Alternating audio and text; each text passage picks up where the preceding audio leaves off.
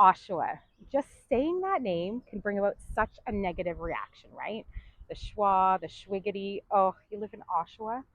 I even came across another video telling me that you can't even walk into the Oshawa Center without having to step over a person with a drug problem to get inside. Well, here I am at the entrance of the Oshawa Center with not a drug addict to be found. So seriously, what's actually wrong with Oshawa? In this video, I'm going to go over 4 reasons that people might tell you not to buy in Oshawa from the point of view of someone who's lived here for over 13 years. And most importantly, how it will actually affect you if you're thinking of moving here.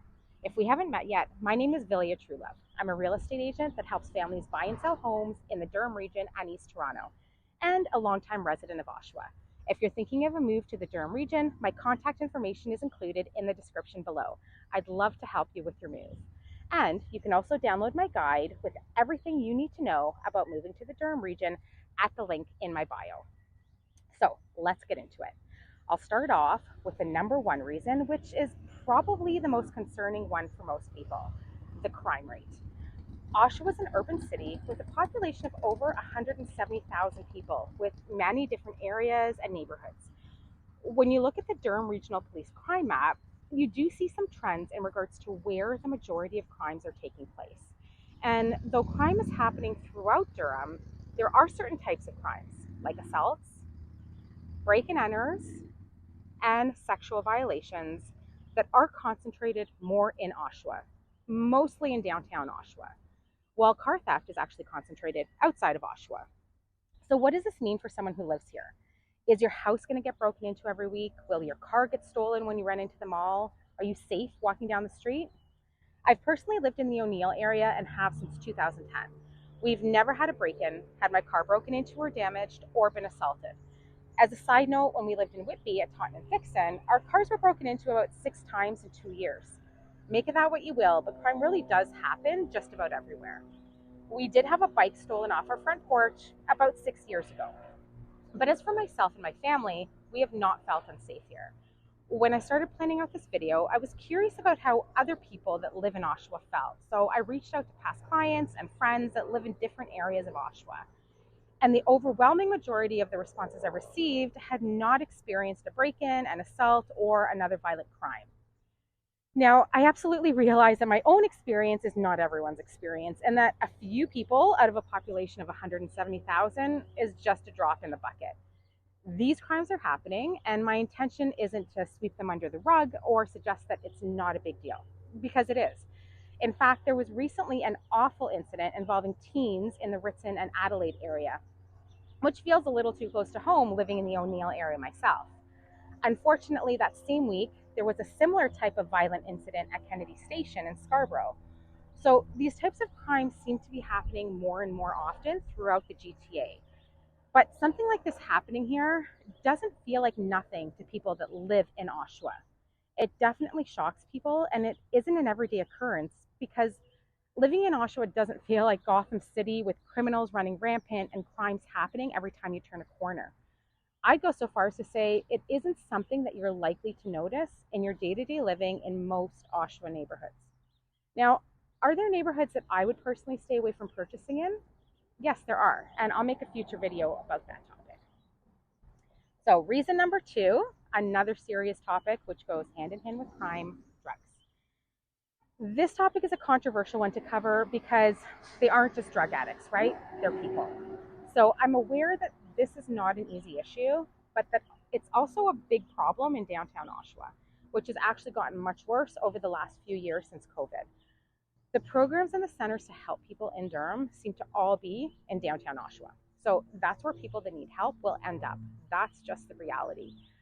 But I would say, based on my time living here, that similar to crime, it isn't something that's likely to be an issue for you in your day to day living in the majority of Oshawa neighborhoods. You will absolutely notice it if you're driving up Simcoe, for example, though.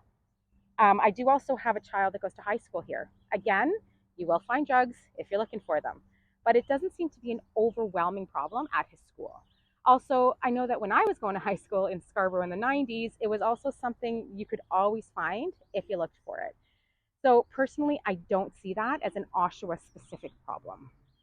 This is an issue that absolutely needs to be dealt with. And to be honest, I'm not sure what the right answer is here in regards to how to deal with it. But I do know that as far as it affecting mine and my family's day to day living in Oshawa, it hasn't. So, on the topic of downtown, is it somewhere you need to just completely stay away from? No, it's not. There is so much good here, too. Right here on Simcoe, just north of King, you have the Cork and Bean if you're looking for a really great coffee shop. You have Avanti for some actually amazing Italian food. And just a little east is a Regent Theatre. And also the Tribute Community Center, which is a fantastic place to watch a concert or catch a hockey game. If you're looking for that super cute Hallmark movie type downtown that you'll find in Bowmanville or Newcastle, you won't get that in Oshawa. But there are some really great businesses here that could use your support. So on to reason number 3, property taxes. Oshawa has a higher tax rate than other areas in Durham, and actually more than double the tax rate of Toronto. The 2023 rate is about 1.37%. Durham taxes in general are quite a bit higher than you'll find in the city. Now, the taxes you pay are based on the assessed value of the property, not the price you paid for it. And that number does tend to be lower on average in Oshawa. Not always, but usually. So as a quick example, if the assessed value of your house is say $300,000 at a 1.37% tax rate, your taxes will be about $4,100. At a higher assessed value of say $700,000 with a tax rate of around 0.66%, which you'll find in Toronto, your yearly tax amount would be just over $4,600. The rates in other areas in Durham are a little lower than Oshawa, but nowhere near the Toronto rates. The 2022 rates for Whitby and Clarington were about 1.14 and 1.17. So what does this mean for you if you're considering a move to Oshawa? Well, I have to agree that our property taxes are a little ridiculous. But when you compare it to surrounding areas in Durham, at least, you probably won't pay much more because the assessed value will likely be less and the rates are not that much lower. In reality, you're not getting away from property taxes no matter where you live. So I always suggest to my buyers to make a detailed budget before purchasing and include some average property tax amounts in that budget. If a house comes up that for one reason or another has higher than average taxes, maybe it has a huge yard, for example, you might decide to walk away from it based on that number if it pushes you out of your budget. A final thought on taxes, though you'll pay higher property taxes in Durham compared to Toronto, you'll get a lot more house for your money. So a home purchase here should still be easier on the budget overall. And you'll also save yourself that second land transfer tax. And lastly, my reason number 4, you may be told to stay away from Oshawa, that it's a GM town and there are no other job opportunities here. Oshawa used to be defined by the presence of the General Motors plant. Everyone that lived here had an uncle or a cousin that worked there.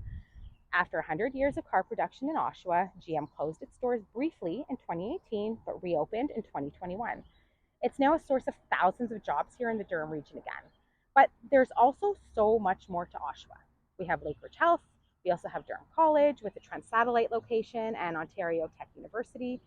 There is so much building happening, even things like the second Costco, which just opened last year. Oshawa seems to be constantly expanding, and I believe that there's still so much opportunity for growth in this city. So at the end of the day, you need to decide whether the negative things about Oshawa are deal breakers for you. But I can tell you, after living here for so long myself, I personally feel that the positives do outweigh the negatives. If you haven't yet, please check out my video on the top 3 reasons I've loved living in Oshawa and why you might want to consider calling it home too. If you want to see more videos about Oshawa and the Durham region, make sure you subscribe as I'll be putting out new videos weekly. And remember, if you're considering a move to the Durham region, reach out anytime. You can find all my contact information below. Thanks so much for watching.